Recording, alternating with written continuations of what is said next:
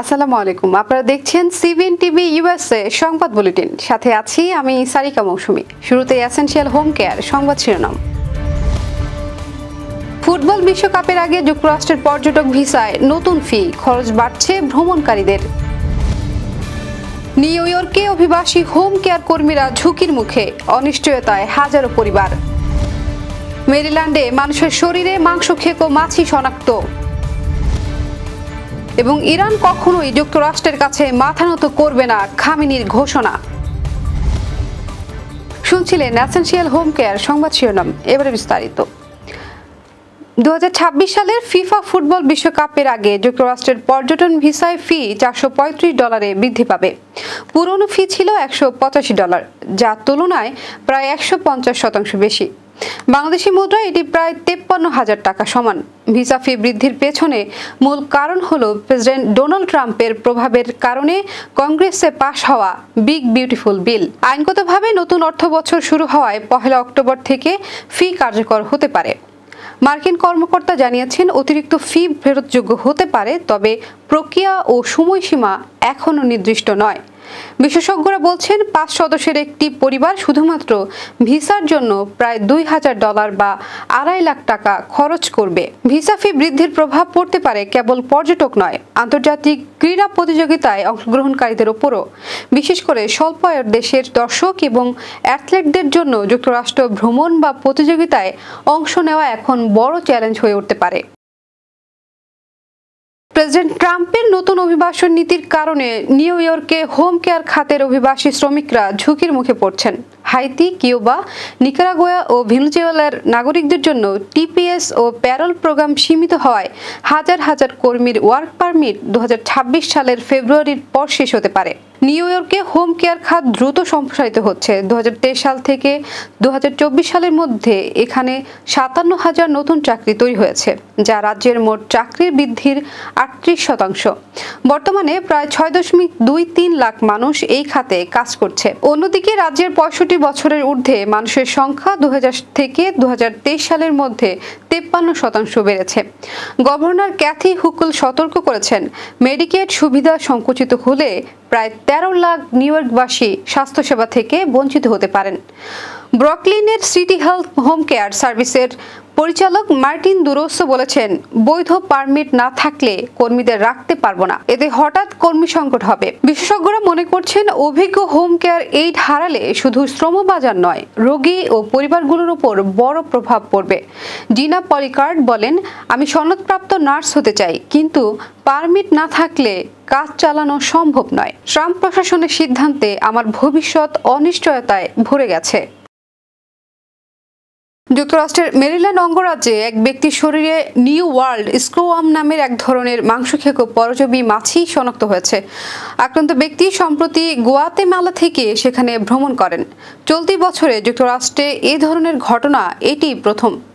স্ক্রোয়াম মূলত উষ্ণ রক্তের প্রাণীর ক্ষতস্থানে ডিম পাড়ে, পরে ডিম থেকে ফোটে শত শত লার্ভা, যা জীবন্ত প্রাণীর মাংস খেতে থাকে। সময়মতো চিকিৎসা না হলে আক্রান্ত প্রাণী এমনকি মানুষও মৃত্যুর ঝুঁকিতে পড়ে। মধ্য আমেরিকা ও দক্ষিণ মেক্সিকোতে এই পরজীবীর প্রাদুর্ভাব বাড়ছে এবং তা ক্রমেই উত্তর দিকে ছড়িয়ে পড়ছে বলে বিশেষজ্ঞরা সতর্ক করছেন। রোগ নিয়ন্ত্রণ ও প্রতিরোধ কেন্দ্র সিডিসি এ বিষয়ে আনুষ্ঠানিক মন্তব্য করেনি, তবে মেরিল্যান্ড অঙ্গরাজ্য সরকারের এক কর্মকর্তা ঘটনাটি নিশ্চিত করেছেন।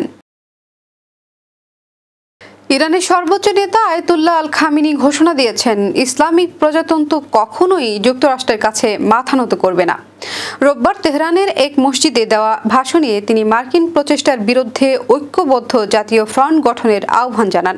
খামেনি অভিযোগ করেন, গত জুনে ইসরায়েল ও যুক্তরাষ্ট্রের হামলা ইরানকে অস্থিতিশীল করার পরিকল্পনার অংশ ছিল, তবে যুদ্ধ ইরানকে দুর্বল না করে বরং আরও শক্তিশালী করেছে বলে তিনি দাবি করেন। তিনি বলেন, শত্রুর মূল কৌশল হলো ইরানের ভেতরে বিভেদ সৃষ্টি করা, কিন্তু দেশবাসী সেনাবাহিনী ও সরকারের পাশে দাঁড়িয়ে শত্রুর শক্তিশালী শক্তিশালী আঘাত মোকাবেলা করেছে। 1979 সালের ইসলামী বিপ্লব ও যুক্তরাষ্ট্র দূতাবাস জিম্মি সংকটের পর থেকেই দুই দেশের মধ্যে কূটনৈতিক সম্পর্ক ছিন্ন রয়েছে। বর্তমানে পারমাণবিক কর্মসূচি নিয়ে ইউরোপীয় শক্তিগুলোর সঙ্গে নতুন আলোচনা বসতে যাচ্ছে ইরান। তবে ব্রিটেন, ফ্রান্স ও জার্মানি হুঁশিয়ারি দিয়েছে, কোনো সমঝোতা না হলে নিষেধাজ্ঞা পুনর্বহাল করা হবে। এবার কর্ণফুলী ইনকাম ট্যাক্স সংবাদ শিরোনাম। নিউ ইয়র্কে ব্যবসায়ী শাহনেওয়াজের সহকারী অনিক রাজকে মারধরের ঘটনায় সাংবাদিক সাবেদ সাথীর গ্রেপ্তার। ঢাকা জেলা অ্যাসোসিয়েশন ইউএসএ ইনকের বনভোজনে বর্ণিল আয়োজন। জুলাই আন্দোলনে প্রবাসীরা অসীম সাহস জুগিয়েছেন নিউ ইয়র্কে তথ্য উপদেষ্টা। স্বদেশে ফিরতে চান রোহিঙ্গারা, ফিরে পেতে চান পূর্ণ নাগরিক অধিকার। এবং ডাকসু নির্বাচনে স্বচ্ছতা নিশ্চিতে প্রতিরোধ পর্ষদের 6 প্রস্তাবনা। আবার স্বাগতম সিবিএন টিভি ইউএসএ সংবাদ বুলেটিনে। শুনছিলেন কর্ণফুলী ইনকাম ট্যাক্স সংবাদ শিরোনাম। এবার বিস্তারিত। নিউ ইয়র্কে ব্যবসায়ী শাহনেওয়াজের অফিস সহকারী অনিক রাজকে মারধরের ঘটনায় বাংলা প্রেস সম্পাদক সাবেদ সাথীকে গ্রেপ্তার করেছে নিউ ইয়র্ক পুলিশ। শনিবার রাত 11টার দিকে বাংলাদেশ সোসাইটির সাবেক কর্মকর্তাদের এক অনুষ্ঠানের সময় লাগোর্ডিয়া মেরিয়ট হোটেলের সামনে থেকে তাকে আটক করা হয়। এ সময় বিপুল সংখ্যক প্রবাসী বাংলাদেশি উপস্থিত ছিলেন। আহত অনিক রাজকে হাসপাতালে ভর্তি করা হয়েছে। প্রত্যক্ষদর্শী ও শাহনেওয়াজের অভিযোগ অনুযায়ী সাংবাদিক সাবেদ সাথী সহ আরও কয়েকজন মিলে অনিক রাজ, জাহিদ আলম ও আজিজুল হকের উপর হামলা চালান। অভিযোগ পেয়ে শাহনেওয়াজ পুলিশ কল দেন এবং ঘটনাস্থলে পৌঁছে পুলিশ সাবেদ সাথীকে গ্রেপ্তার করে। তবে সাবেদ সাথীর পরিবারের দাবি, প্রথমে তার উপরেই হামলা চালানো হয়। এ সময় সাথীও পুলিশে কল করেছিলেন, কিন্তু ব্যবসায়ী শাহনেওয়াজের কলের ভিত্তিতেই পুলিশ আগে ঘটনাস্থলে পৌঁছে তাকে গ্রেপ্তার করে নিয়ে যায়। ঘটনার পর শাহনেওয়াজ সাংবাদিকদের সামনে ব্রিফিং করে সাবেদ সাথীর বিরুদ্ধে বিভিন্ন অভিযোগ আনেন। অন্যদিকে সচেতন মহলের মত, ঘটনাটি নিয়ে পক্ষপাতহীন তদন্ত প্রয়োজন। তাদের মতে হোটেলের সিসিটিভি ফুটেজ পর্যালোচনা করলেই প্রকৃত ঘটনা পরিষ্কার হবে। আনন্দ উল্লাস আর বর্ণিল আয়োজনে অনুষ্ঠিত হলো ঢাকা জেলা অ্যাসোসিয়েশন ইউএসএ ইনকের বার্ষিক বনভোজন। দোহার, নবাবগঞ্জ, কেরানীগঞ্জ, সাভার ও ধামরাই উপজেলার প্রবাসীদের সমন্বয়ে গঠিত এই সংগঠনটি প্রবাসে বসবাসরত বাংলাদেশিদের মিলন মেলায় পরিণত করেছে এই আয়োজনকে। প্রবাসী বাংলাদেশিদের পারিবারিক সম্প্রীতি ও সাংস্কৃতিক বন্ধন দৃঢ় করার লক্ষ্যে গত 24 আগস্ট লং আইল্যান্ডের বেলমেন্ট লেক স্টেট পার্কের ম্যাপেল প্যাভিলিয়নে এই বনভোজন অনুষ্ঠিত হয়। সকাল থেকে পরিবার পরিজন নিয়ে প্রবাসীরা জড়ো হন পার্কের সবুজ প্রাঙ্গণে। দিনব্যাপী আয়োজনকে ঘিরে শিশু, নারী, পুরুষ সবাই অংশ নেন বিভিন্ন প্রতিযোগিতায়। খেলাধুলা ও সাংস্কৃতিক পরিবেশনায় দিনভর চলে মনোজ্ঞ সাংস্কৃতিক অনুষ্ঠান। গান, নাচ, কবিতা আবৃত্তি ও নাটিকা পরিবেশনায় মাতোয়ারা হয়ে ওঠেন সবাই। জনপ্রিয় গান ও দেশাত্মবোধক সুরে সবাই মেতে ওঠেন নস্টালজিয়ায়। বনভোজনের অন্যতম আকর্ষণ ছিল খাবারের আয়োজন। সকাল থেকে পরিবেশন করা হয় দেশি বিদেশি ঐতিহ্যবাহী নানা পদ। অনুষ্ঠানের প্রধান পৃষ্ঠপোষক ছিলেন মোহাম্মদ ফরিদ খান, প্রধান উপদেষ্টা মোহাম্মদ মহিউদ্দিন আহমেদ এবং আহ্বায়ক মোহাম্মদ রাইসুল আমিন। সাংস্কৃতিক অনুষ্ঠান পরিচালনা করেন মোহাম্মদ রাজিবুল ইসলাম ও মোসাম্মদ সালমা খান। ঢাকা জেলা অ্যাসোসিয়েশন ইউএসএ ইনকের সভাপতি দুলাল বেহেদু ও সাধারণ সম্পাদক কাজী আমিনুল ইসলাম স্বপন সহ কার্যকরী পরিষদের নেতারা অনুষ্ঠানে উপস্থিত থেকে সার্বিক সহযোগিতা করেন।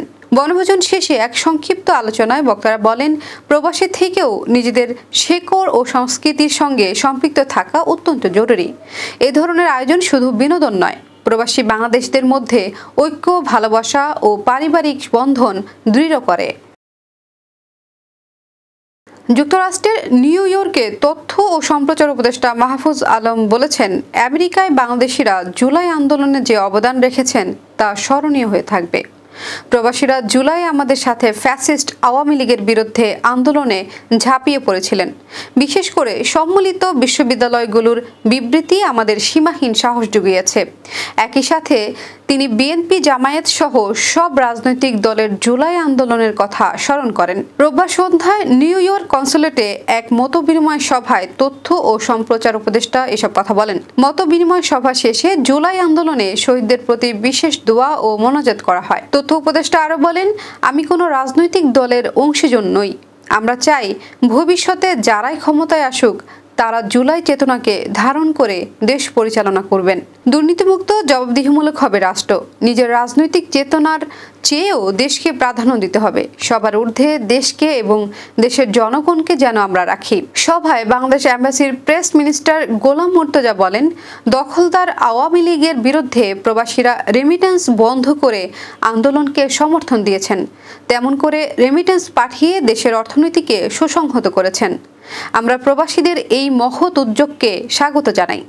কনসাল জেনারেল মোজাম্মেল হক বলেন, জুলাই আন্দোলন যদি না হতো হয়তো আমাদের সাথে আর আপনাদের দেখা হতো না। পরে তিনি আন্দোলনের শহীদদের প্রতি শ্রদ্ধা ও আহতদের প্রতি সমবেদনা জানান।